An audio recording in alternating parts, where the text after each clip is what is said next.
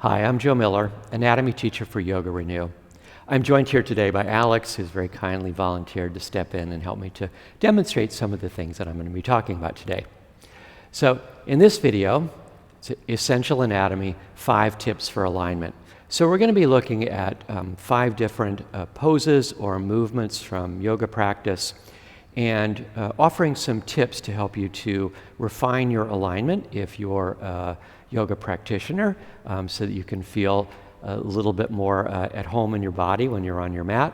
And if you're a yoga teacher, these tips will really help you to be able to refine your cueing and help you to begin to kind of identify variations that you might offer to your students, particularly if they're struggling with any of these asanas or any of these actions that we're talking about. Okay, so let's start off with tip number 1. And that tip is to start from the foundation. I think this is really important as a yoga teacher. Sometimes you're looking at students and you're trying to figure out kind of how can I help this student? Things like, looks like they're kind of struggling a little bit. What can I help them with? Very often, the first place you want to look is to look at the foundation. So in Warrior 1, many students will have a little bit of difficulty getting the back heel down to the ground. It requires a lot of flexibility at the ankle. So if students are struggling with that, we can think about how could we modify the foundation to be able to help them feel like they can get that heel down so that they feel really secure and well grounded. So one solution would be they can just reduce their stance a little bit. So by stepping the back foot forward a little bit, making the stance a little shorter, that will enable the heel to get down to the ground, providing them that stability that they might have been lacking before. The other thing that can be helpful is to take the stance a little bit wider from side to side. And that's because in Warrior 1, the back hip is on what we call hip extension. We have to move the thigh kind of back behind us. And that's one of the things that really kind of limits this movement. The more that you have your back foot crossed behind your front foot, the more hip extension will be required. So by taking a little bit wider stance, you don't need quite as much. It's going to make it a little bit easier for you to get the heel down and again, feel really solid and secure in your foundation. All right, thanks so much, Alex. Tip number 2, stabilize your pelvis to help with balance. Let's have a look at tree pose or vrikshasana. So what do I mean by stabilizing the pelvis? Well, when Alex is standing on 2 legs, she has support underneath both sides of her pelvis, obviously. When she's standing on 1 leg, she's only got one side supported. So in this case, the right side. And so the tendency is the left side will tend to kind of sink down. We have muscles located on the sides of the hips, kind of just really underneath where Alex has her hands. These muscles are called the gluteus medius muscles. They're located on the sides of the hips, and their job is to stabilize the pelvis when we stand on 1 leg. So knowing about the anatomy of the gluteus medius, we can use that to help to cue our students. So I might give Alex a little cue to engage her right outer hip and pull it in a little bit. Beautiful. And that's going to help her to really feel like she can get her pelvis on top of her right foot. And then I could add in a little extra bit to that by asking her to press her left foot, that's the lifted leg, press that foot into the right foot as the right thigh moves into the left foot. So this idea of kind of drawing in towards the center with the hips to help to create a little bit of stability. Great. Thanks, Alex. That was a long time in tree pose. Thank you. Tip number 3, distribute the action of the pose through as many joints as possible. What do I mean by that? Well, for example, let's have a look at Trikonasana or triangle pose.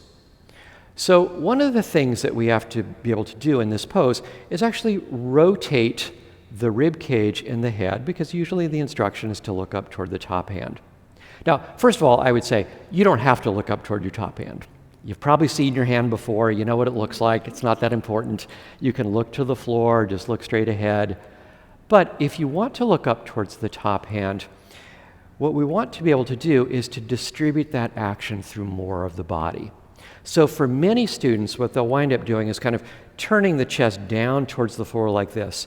And you could imagine that if you're not able to turn the spine of the rib cage, that's called the thoracic spine, you're not able to turn that part of the spine, and by the way, your lower back doesn't really rotate very much at all, then really the only place in your spine you're going to be able to rotate will be in your neck. And very often students will kind of, they might say, my neck always feels kind of stiff or uncomfortable in Trikonasana. It's very often because they're actually overdoing the turning of the head from the neck because they're not finding the turn lower down. So if Alex were doing that, I could just help her to find a little bit more rotation in her rib cage by bringing her right shoulder back a little bit. I could even use my left hand from underneath to help to revolve the left ribs under. And now you can see, now she can turn her chest toward the side, much less strain in her neck. She can look up towards that top hand much more easily. Great. Okay. Maybe, Alex, we could just show the other side for a moment, and I'll just show that little hands-on adjustment once again. So if Alex is turning her chest down toward the floor, first of all, I've asked Alex's permission before whether she's okay with hands-on adjustment, so we always want to make sure that we do that, but she's okay with it. So I could bring her up just a little bit, because sometimes the tendency is we move a little bit too deeply towards the floor with the chest. By bringing her up a little bit, I can help her to bring her left shoulder back, and I can even use my right hand on her right ribs to bring her right ribs under a little. Okay. So already her neck is more comfortable. I didn't have to do anything at all with her neck because I recognized that the issue was coming really from lower down. Great. Okay. Thanks so much, Alex. All right. Nice little hop there. All right. Tip number 4. Let go of the idea that the deeper the pose, the better.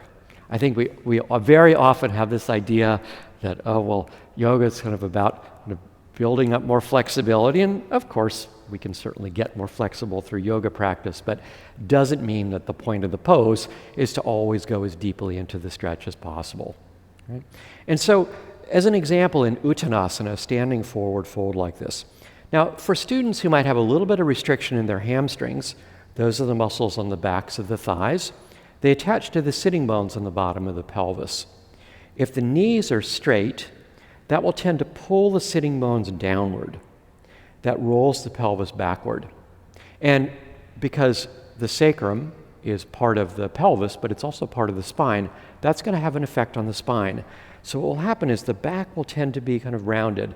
Now, it's not that there's anything wrong with rounding your back, but if we go back to that idea of distributing the action through the pose, through as many parts of the body as possible, if we're over-rounding the back because we're focusing too much on the stretch of the hamstrings, we're not actually creating an even action through the body. So if Alex were doing that, I might ask her to bend her knees a little bit. So by bending the knees, this actually relieves some of the stretch on the hamstrings. That will allow her to lift her sitting bones a little more towards the ceiling. It might allow her to release the weight of her head a little bit more easily into gravity. The other thing that I could do with this pose is if Alex, let's say she were really struggling. Now, Alex obviously has pretty flexible hamstrings, but let's say she's really struggling even to kind of reach the ground. She's sort of, somewhere way up here. She's really struggling to reach the ground. One thing that I could do to help her would be give her a little support underneath her hands. Because although we tend to think of this pose as being a stretch for the hamstrings, if the upper body is hanging in the air, the hamstring muscles are actually working to support the weight of the body. Here, Alex is able to put a little bit of weight in her hands.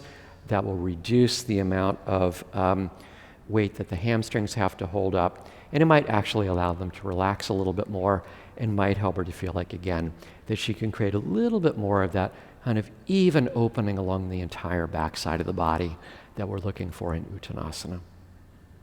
Great. Thanks so much, Alex. Okay, tip number 5. Muscles need to be able to relax as well as contract to be able to work effectively.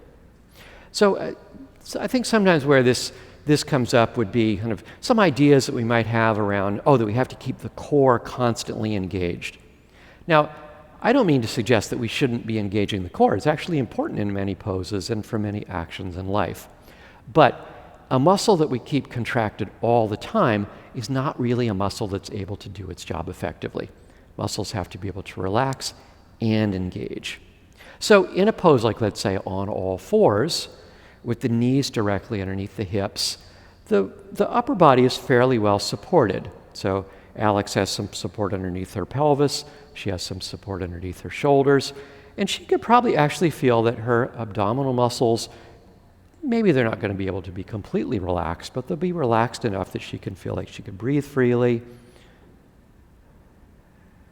Now, of course, as she starts to extend her legs back into plank position, she's going to feel, as soon as she picks that knee up off the ground, now all of a sudden the abdominal muscles do have to work, right? They have a job to do here because now we don't have any support underneath the pelvis.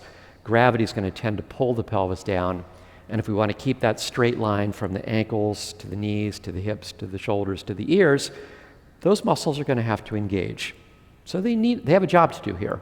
But let's say if Alex goes back into downward facing dog.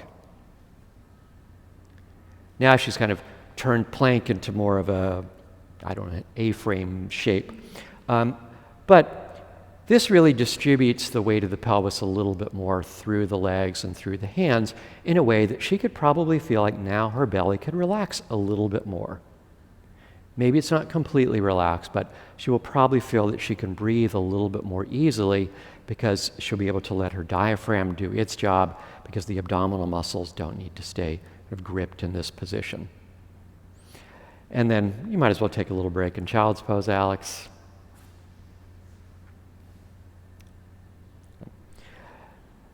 Okay, so thank you so much. Just to reiterate, to review those tips, tip number 1, start with your foundation. If you're standing, that's your feet. If you're seated, it's your sitting bones. So if you have a student who's struggling with a pose, that's probably the very first place that I would look. What's happening with their foundation? Can we modify the foundation to make the pose feel a little bit better for the student or make it a little bit easier or more, have a little bit more sort of auspicious alignment in the body? Tip number 2, stabilize the pelvis to help with balance. Right? Balance is not meant to be completely static.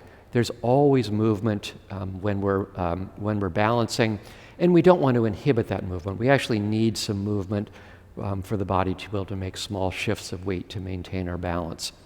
But if the center of the body, the pelvis, starts swaying around too much, that's going to make it much more difficult to maintain our balance. So by engaging the muscles around the hips, particularly the gluteus medius muscle on the outside of the hip, that's going to help stabilize the pelvis, make the balance a little bit easier. Tip number 3, distribute action through multiple joints. And sometimes we refer to this as the kinetic chain, the idea that one part of the body influences the other parts of the body. So if you have a student who's struggling and they're feeling, in Trikonasana, my neck doesn't feel so good. And you might think, well, maybe there's something going on with the neck, but more than likely, it's actually happening farther down in the spine. And if maybe they come out of the pose a little bit, are able to open up the chest and find a little bit more movement in the thoracic spine, the muscles of the neck won't have to do quite so much. Tip number 4, let go of the idea that the deeper the stretch, the better. Right? Yoga is a practice that may very well help you to develop your flexibility and range of motion, but that's not really ultimately the point of yoga practice. Yoga practice is a practice of getting to know ourselves better, understanding ourselves better, learning about ourselves and developing awareness. And if we're always looking for the biggest, deepest stretch, the maximum sensation, we might actually be cutting ourselves off from the ability to feel more subtle sensations. So in a pose like Uttanasana, putting a little bend in the knees might actually allow the student to experience a little bit more sense of, being able to release the weight of the upper body, feeling like they can have a little bit more even distribution of effort along the whole backside of the body. Tip number 5, muscles need to be able to relax as well as contract. We want our muscles to contract. We want to make sure that they're strong, and by working them, we help to build stronger, more resilient muscles. But it's also important to remember that for a muscle to function, it's got to not only be able to contract, it needs to be able to relax. So if we're giving cues to our student, like kind of keep the abs engaged all the time, or keep your pelvic floor contracted all the time, those cues are probably not really helpful. Right? What we really are looking for is a little bit more kind of responsiveness in the system. Can we allow the nervous system to control the muscles in a more kind of responsive, reflexive, resilient way that allows us to feel like that we're not gripping all the time in our yoga practice, but we have the ability to engage when we need to let go when we can. Thanks so much for watching. I hope that was helpful for you. If you'd like to learn more about anatomy, and specifically anatomy for yoga, please check out my courses at YogaRenewTeacherTraining.com. There you'll find coursework that will help you, if you're a teacher, to develop the tools that you need to be able to cue your classes more effectively, to sequence more intelligently, to be able to tailor your teaching to your students' individual needs, and that will help you to become a stronger, more knowledgeable, more confident, and more valuable yoga teacher. Thanks again to Alex for helping me out, and thanks for watching. I'll see you in the next video.